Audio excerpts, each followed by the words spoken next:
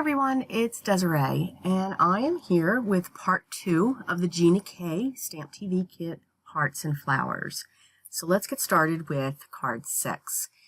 I had to try this technique. So of course my oxides came out in worn lipstick, abandoned coral, and candied apple.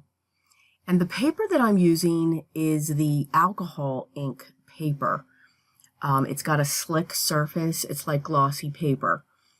So what I'm doing, I'm just smushing it down, the ink down onto my craft mat, adding water, and then I'm just picking it up, and then I'm going to heat set it. So I'm going to do that on each layer. So every layer that I'm adding ink to this, you want to dry it. I saw him do this technique, and for those that maybe you don't know this, but he is absolutely my favorite. When it comes to the card making world, I must own everything distressed. I must own his stamps. And to combine him with Gina K, that's just like the world to me, honestly. So you can see I'm just adding colors. I've gone back to the worn lipstick. And as long as you dry in between, it'll constantly build upon itself if you don't work it too much. So that's our panel that's left. Now what he did was he used his distressed glaze. Now I don't have that. I have the Judykins micro glaze, and then I also have a cold wax from Gamblin. So, but this is how you can make distress oxides permanent. Distress oxides react with water. And I'm trying to figure out how to do this in my art journal because I'm a distress oxide person. I absolutely love them. And just taking this glaze or the wax, now I'm giving the Gamblin wax a try to see if that does the same thing. And it does. So I'll be able to go through this. Not that I'm not going to get his distress glaze. Oh, I'm sure I am. But you can see it just really pulls out all of those details where before it does have that chalky look. But by putting this glaze, whether it's this distress or the micro or the Gamblin that I'm using, it pulls it out. To me, it almost makes it look 3D. And it gives it just a little bit of shine. It's like a semi-gloss. It's not super glossy. It's like a semi-gloss effect. You do need to let that dry. Don't use your heat tool because you're just going to reactivate the glaze on it and make it liquid almost. So you just need to let that sit and dry. So now that I have that panel, I just love this technique. I'm going to use her dies to cut out the hearts. And I use the whole panel up. Just cut it up. And I just really like the way they look. You can see my fingers wiggling. That's a happy wiggle, not a thinking wiggle. I grabbed her black cardstock, the black onyx. It's cut 4 1/4 by 5 1/2 top folding card base. And now I'm going to stamp the sentiment, "You are so loved." And I'm going to heat emboss that down in the bottom right-hand corner. And I'm going to use gold. Embossing powder. This is my embossing powder that I get from my local Michaels from Recollections. And I really like it because they have some great deals on it. Buy one, get one. So I'm going to heat set that. And one of the things that I've learned, I know I should have known this by now, when you overheat, yes, I'm flipping the card. There's no cards were hurt with this video, and you know who I'm saying that to. When you do overheat it, and I wiped it a little bit soon, it actually distressed the embossing powder, so I was kind of cool with it, but I'm grabbing now my archival ink, potting soil, and I'm just going to sponge around the edges of each of these hearts. So, and it's a brown, and it's okay. It just makes them look vintage or distressed. You could use any color that you would want. And now I'm just going to place the hearts all over directly onto this card base. So again, we're not using a design base to put on a card base. I'm actually going right onto the card base. So again, by doing that technique that he had shown, it was one of his videos that he did from CHA. And the moment I saw it, I just fell in love with it. I had to try it, and I am in love with it. And the main fact is, again, it makes your Distress Oxide inks permanent. So you can do things on top of it without them reacting with if you have water that you're working with. So I've placed my hearts, and I'm just going to trim up the edges, and then I'm going to fold the card down so that I can trim off that heart that's coming off of the top as well. By doing this, again, it creates movement on the card. It's not a stationary card, so to speak. Not that it's saying that that's not right, but it does that. So that was card number 6. For card number 7, I had to try it again. I had to do this technique again. So sorry you're getting double the technique. So again, the alcohol ink paper, we're going to smush our colors. But the colors that I'm using this time, I'm throwing in black soot. I just, again, he's my favorite. I love grunge. I love texture that grunge can give. This is the abandoned coral that we're going to put on top of this next. And what I'm doing is I get big droplets on the paper, and I'm just tapping it down on my table so that they'll run. I probably should have done the black first, because again, you can layer on top. So even if I put the black first, the pink would have been on top. So I should have reserved this or redid this one. But you know what? We learn from our happy accidents. It's not something that I'm going to throw away. I very rarely throw cards. I keep working with it. But just know for future, darker, put that down first, lighter, put that on the top. I've used one of the Heart Filigree stamps, and I used my Versamark ink, and now I'm going to pull in my liquid platinum, and I'm going to heat set that. Now, I probably should have done that first as well. It could have acted as a resist when it comes to this. So I kind of learned while doing this card, and I wasn't quite sure, since I had the heat embossing there, how this was going to work. So that's why the fingers went crossed. But I do still like this card, but it is very grungy. So again, just put the black down first. I know I keep saying that. So since we went so grunge with this, I pulled out my penny black antique frame dies that I am absolutely in love with. I'm using the sentiment, You Have My Heart, and I used my VersaFine Black Onyx ink. Did not heat emboss that. And I'm just going to sponge around the edge of this panel just to make it stand out just a little bit with worn lipstick. And then I'm going to come back over that with some black soot just to give it like a frame. There's a lot going on in that background. You can see I kind of lose the hearts that I did with that. So just so this stands out just a little bit, I should have, I just wanted to put that black soot around it. I'm going to use her one heart stamp next using my black soot Distress Oxide, and it actually has in there love. So by using the Distress Oxide, it kind of still gives that grunge look. I probably should have added some splatters to this little panel too, to really take it over the edge of grunge. We were in the grunge world, but just because it's grunge doesn't mean it can't give you the sentiment of love or care. So I'm going to prop this panel up with a piece of Fun Foam down onto 4 1/4, 5 1/2 top folding card base.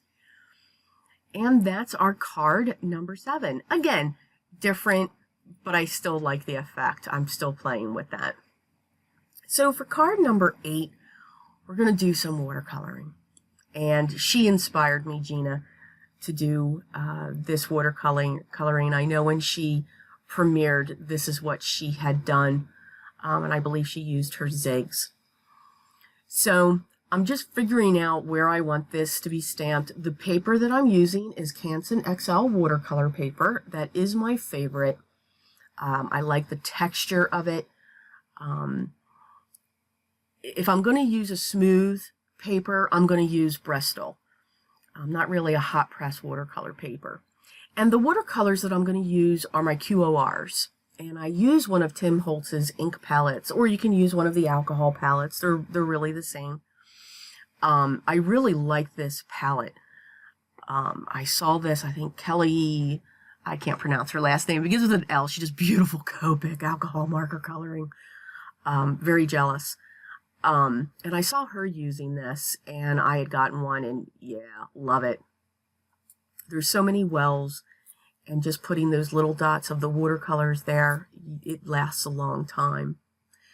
So I'm just adding some water to some of the colors that I'm going to use, and I'm going to do what's called a wet on wet technique. So I'm going to put water in my area first in the section that I want to work on, and then I'm just going to drop the color in. And you saw when I dropped that, just touching it, you could see how it just moved in the water. I love watching that.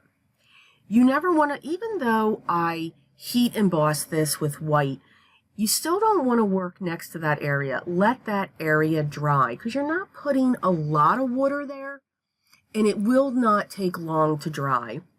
To make it lighter, you can either add more water, or you can do what I'm doing, because I want the tips to be a little bit whiter. You can see how much of the watercolor I removed because it was still damp. So just using a paper towel, if you think you have too much color, just blot it with a paper towel, go straight down, and you will pick up a lot of that color. Some colors will stain, meaning leaving a residue of color, more than others. So I'm just going to continue to work around this. I'm going to put my water down first in my area, and then I'm going to just drop my color in. Excuse me. Yeah, we've had some warm weather, amazingly, and my allergies have kicked in. It's awesome. Excuse me. So I'm just continuing through, and again, I'm only using a couple colors. When it comes to the red, this is, I believe, the Rose Madder red. So it is a cool shade of red. And then for the leaves, I am going to use 2 shades for the leaves. But you can just see, just by tipping down at the bottom, it travels up to the top. And I just love watching that. So now I'm going to work into the rosebud, and we're going to jump ahead because I did the same thing, but you want to skip around because you don't want to blend into another area. Even though you have that barrier, it is possible that you could jump over into that line. I didn't want to make sure that I had clean, crisp lines for my embossing since this was watercolor. I wanted to be sketchy looking, I guess, is what I want to say. And same thing with the watercolors. You know, I don't want it to look perfect. Beautiful sun rays coming in. But you can see just the effects, and just by dropping it, you get the shading, you get the deep tones, and so forth. So now I want to add a background. I don't want this to be completely white. So I'm really watering down some of my blue. You can get your different hues from your blues just by adding water or not. If you add more water, of course, it's going to go lighter. The less water you add, of course, it'll be darker. So I'm pulling in one of the brushes that I'm using is the Ranger brush set. It's a fantastic brush set, excuse me, I can't talk either, for beginners. It's a great quality. You get like 6 brushes in it, all different sizes. It's every brush that you would need. So I'm laying down some water first, just dropping some of the color, and then I'm really spreading it out. I want this to be extremely faint. I want it to be like a cloud behind these flowers. So I just continued around that, waited until it dried. And you can see it's just a very soft image. The sentiment that I'm choosing is called Thinking, and then I added Of You, because these are 2 separate stamps that she has, because you actually have a die for the word thinking in this stamp set, but I wanted to go straight down. I cut that panel. I was going to use a die, and I'm like, you know what? Let's just cut it down. So I cut that panel down to 3.5 by 4.5. I didn't want to lose any of the watercoloring that I did. And the back panel there, I used my wonky die. Yep, wonky made an appearance from My Favorite Things. And I used her Peach Bellini. I had some in my stash. And I'm just going to take the watercolor panel and I'm just going to put it cockeyed, of course. Did we actually think I was going to put that straight down? I'm not going to prop these panels up. I'm going to glue them straight down on each other using my art glitter glue. And I'm using her light, I think it's Jelly Bean Green, for the 4 1/4 by 5 1/2 top folding card base. And I pulled in my Spectrum Noir glitter pen. And at first I just did an outline around the watercolor panel.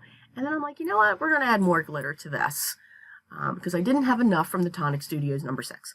And I just colored the whole peach base to that. I could have just sprayed that before I attached it, but I chose to do it that way. For card number 9, we're going to pull in some acrylic paints. Yes, you can use acrylic paints on your cards. Absolutely. Again, grunge, mixed media. It's truly what I do like to incorporate.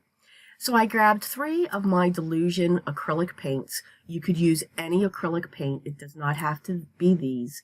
And I'm using Mushy Peas, Rose Quartz, and then their white linen. So I'm just using a piece. The paper that I'm actually using is from Ranger, and it's their Distress Mixed Media cardstock, because this was going to be a lot of painting, which means water and so forth, and this paper really does take it well. So I started with the Mushy Peas. I want it very brush strokey. I don't want solid colors. And now I'm coming in with my Rose Quartz, just going up and down. And then once that was dry, I'm drying in between these layers, because again, I don't want to lose those brush strokes.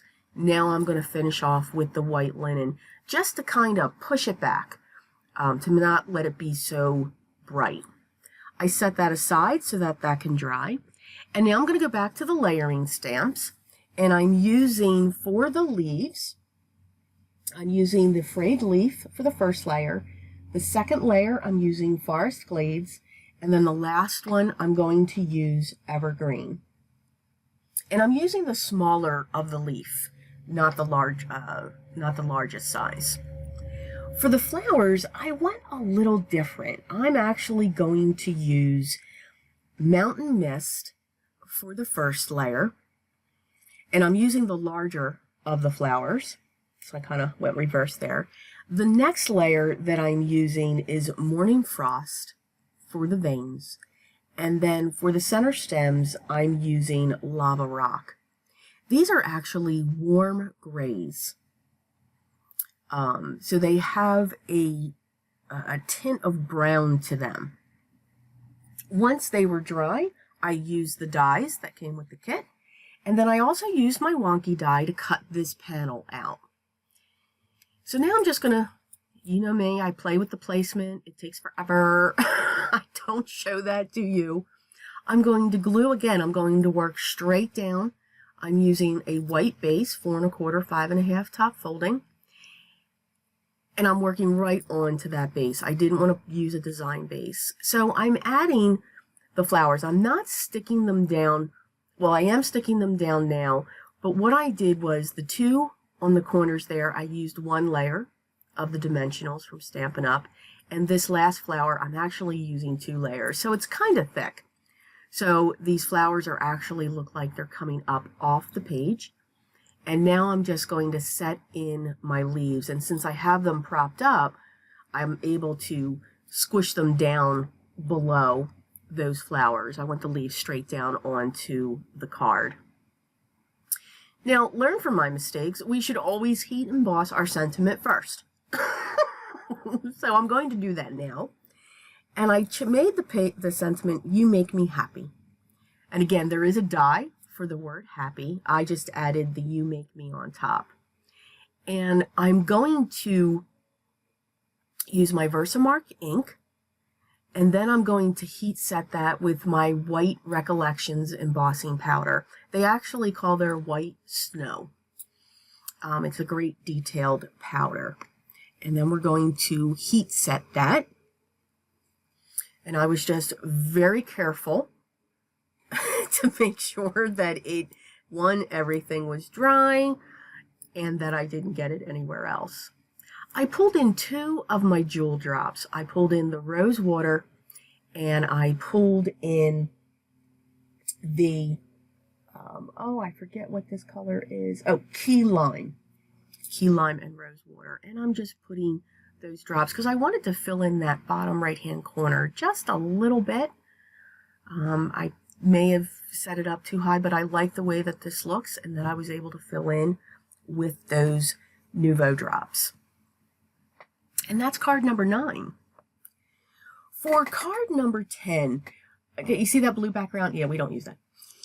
We changed our minds. So I'm going to take a regular card panel. That's my Nina Solar White 80 pound. And I'm going to be stamping all over this. So I'm first starting with the largest of what I call the filigree hearts. And I'm just going to stamp all over that. I'm going to get my powder on that. So you're all wondering what the happy mistake was. The next heart that I'm using is the one where the love is inscripted in. One of the things that I do when it comes to the videos, I don't paint my nails because they just get destroyed, and I don't want the nail polish to go down on my paper because I'm horrible. I pulled in my embossing pen real quick there just to make some dots, so I'm going to cover that up. So I always use some hand lotion. I giggle at this. And it's almost like, it's a very thick lotion that I use. It's winter time. My hands get very cracked. And you can see me pushing my finger down. What I'm noticing as I was creating this panel, I was constantly having, and I edited out, a brush to clean out areas where the embossing powder was sticking, and I couldn't understand why. Here it's because the lotion and my fingerprints were actually appearing up onto this panel. So I went with it because I thought it was absolutely cool to do that. The emboss, after you heat it, it doesn't come off. So I am not recommending lotion instead of Versamark ink. But it was just really cool. So I actually have some fingerprints, my fingerprints, going throughout this card. So I've pulled in 3 of my distress inks, Tattered Rose, Age Mahogany, and Espresso, Ground Espresso.